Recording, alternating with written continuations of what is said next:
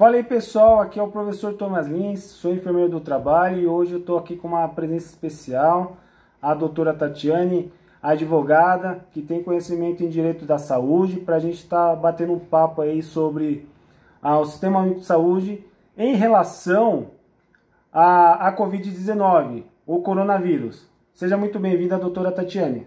Obrigada pelo convite. Mais do que nunca nós vamos conversar principalmente do SUS, que é o nosso Sistema Único de Saúde. Isso é muito importante. Lembrando que o Sistema Único de Saúde é uma ferramenta gigante para o Brasil, em comparação a outros países que não têm, não é verdade, doutora? Correto. Se nós levarmos em comparação a, por exemplo, países ricos como os Estados Unidos, nós estamos, assim, inicialmente com uma tendência de ter um atendimento melhor. Por quê? As pessoas que estiverem passando mal ou com sintomas da doença, elas vão ter uma rede para atendimento rápido e imediato. Em países como os Estados Unidos, que não tem uma saúde básica, no qual você tem que custear todo tipo de tratamento, até do mais simples ao mais longo, com dinheiro, ou então com seguros saúdes, porque lá também não tem plano, são seguros, você tem uma dificuldade de ter esse atendimento. Isso é de extrema importância. Lembrando que a Covid-19, né, que é a manifestação da doença, do vírus, ou do coronavírus, né, o vírus coronavírus, que seria isso daí?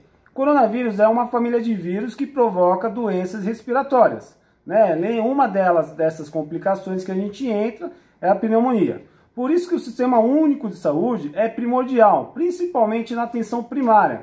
Quando a gente fala de atenção primária, é a atenção das UBS, correto?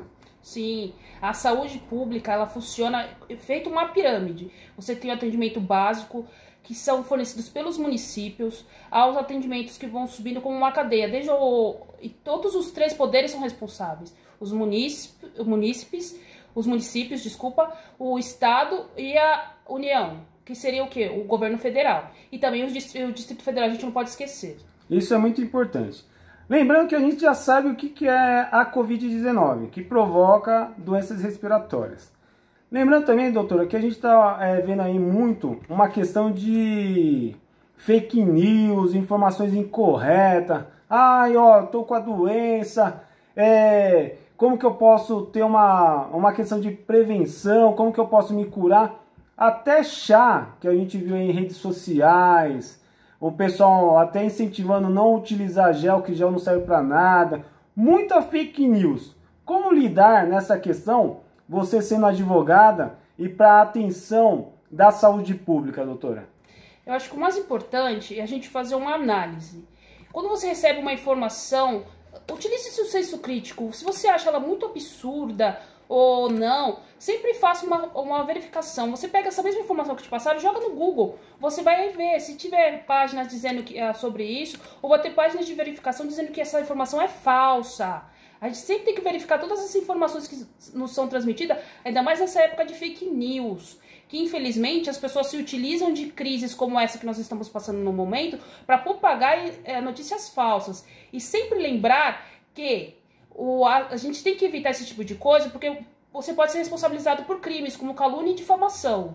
Isso daí, se eu propago uma informação errada, que a gente viu muito isso, o pessoal fala assim, procura farmacêutico, procura terapeuta, procura despacho, o que for, né?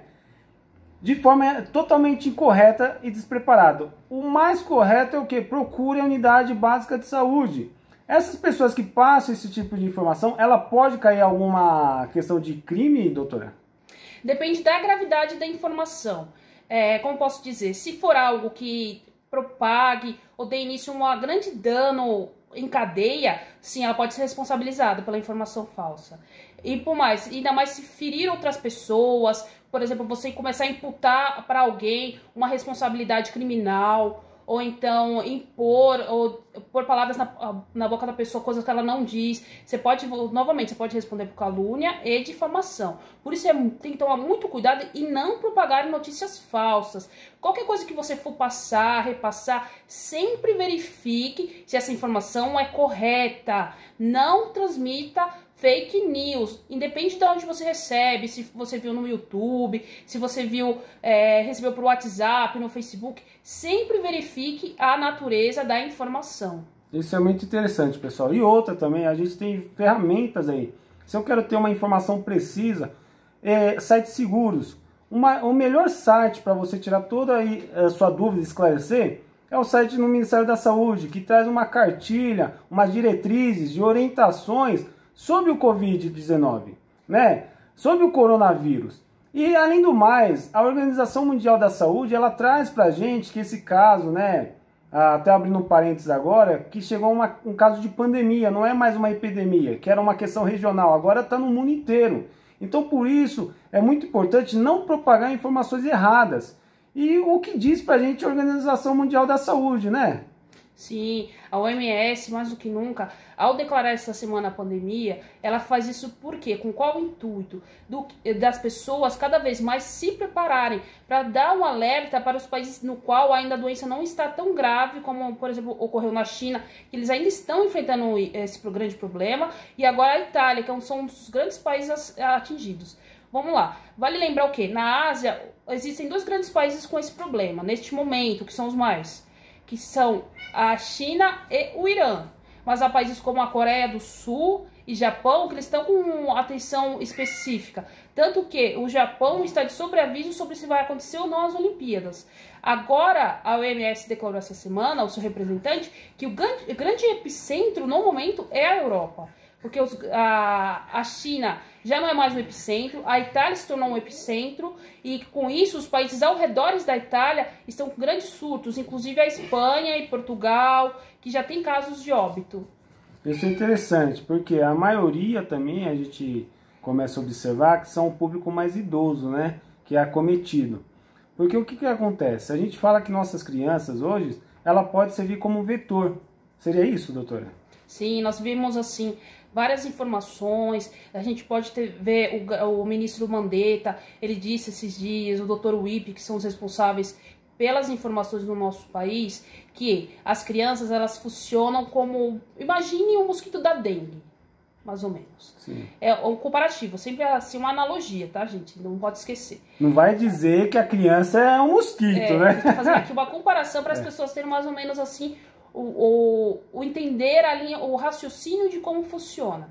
A criança, não quer dizer que ela não possa ter a Covid, mas o que? A grande maioria das crianças, até 12 anos, ela vai funcionar como o receptor da doença, vamos dizer assim. E ela pode levar para o seu avô, para sua avó, numa escala, né? Seria isso. Exatamente. O grande público, assim, vamos dizer, de maior risco, não que os outros não tenham, não vai achando porque você é jovem, ou porque você ainda não chegou nos 65 anos, é saudável, que você não pode correr o risco de contrair a Covid-19. Ela independe de sexo, idade, cor, raça, não existe isso, tá? O que acontece? A criança, ela pode ter o vírus, que é o coronavírus, e não manifestar a doença, a Covid-19. Mas isso não quer dizer que ela não possa transmitir para outras pessoas. Por isso que é importante, quando seu filho chegar da escola, neste momento que ainda estão tendo aula, o importante é, tira a roupa dele, manda ele tomar banho, já lava essa roupa, não deixa usar de novo. Se você não tá indo para casa e você não tem um lugar para lavar a mão, anda com álcool gel para que ele faça a higiene básica, o quê? Lavar as mãos até a altura do cotovelo, ou então passar o álcool gel do mesmo jeito até a altura do cotovelo e não pôr a mão no rosto. Isso é interessante. Então seria o quê? Métodos, né, de prevenção, né? Como posso me prevenir? O melhor método de prevenção são a lavagem das mãos, de forma correta. Lembrando que o álcool em gel, se minha mão tiver com sujidade, ele não vai substituir a lavagem das mãos. Então o correto é eu lavar as mãos de formas adequadas e utilizar o álcool em gel em 70%. Além de outras medidas também de proteção e de prevenção. Que seria o quê? Se eu vou tossir ou espirrar, coloca o braço à frente, simplesmente para eu não disseminar.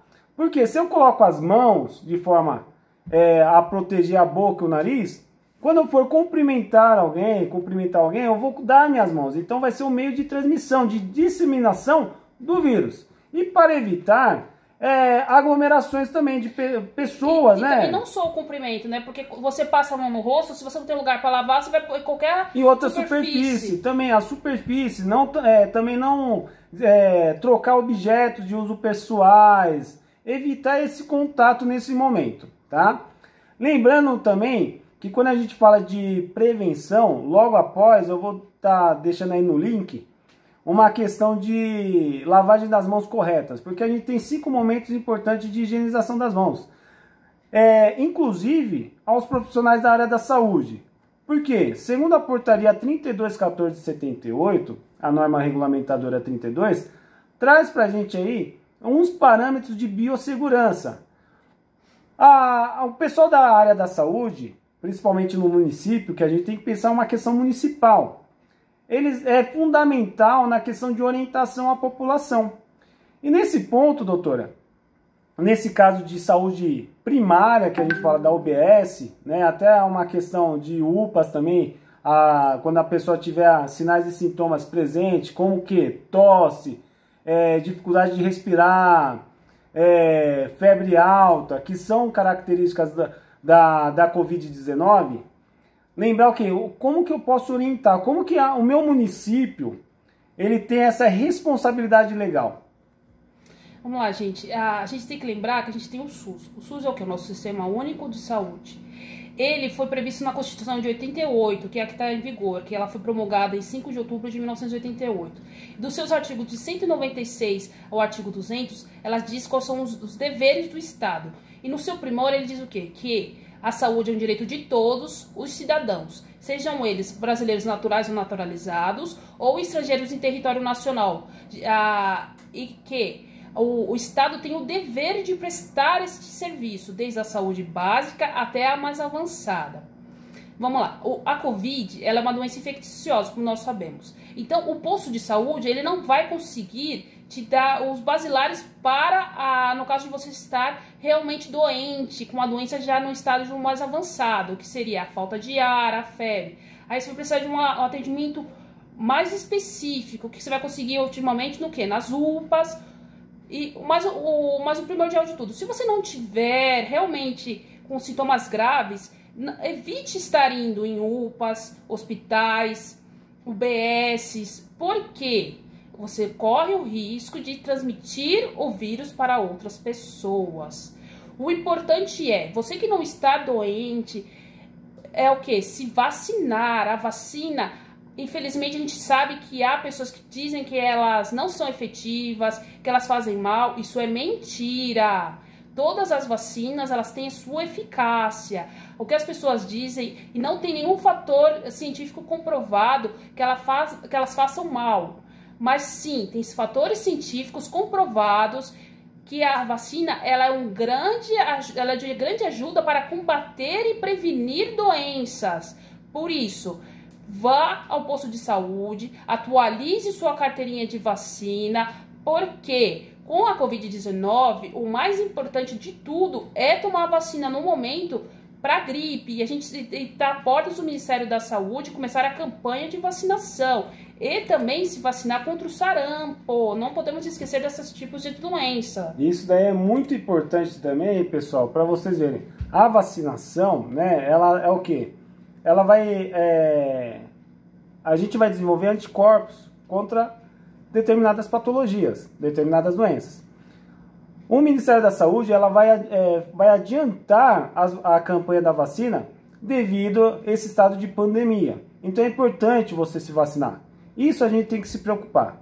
Por isso, agradeço desde já a doutora Tatiane por esclarecer essa gama aí de dúvidas e principalmente de fake news, devido a ela ser advogada e ter conhecimento de direito de saúde, para a gente falar sobre isso. Por isso, vamos falar sobre isso. Obrigado, doutora. De nada. E se caso vocês tenham alguma dúvida, vocês podem estar postando embaixo perguntas que depois a gente entra e responde. Isso aí, deixa seu like e sua pergunta. E vamos falar sobre isso.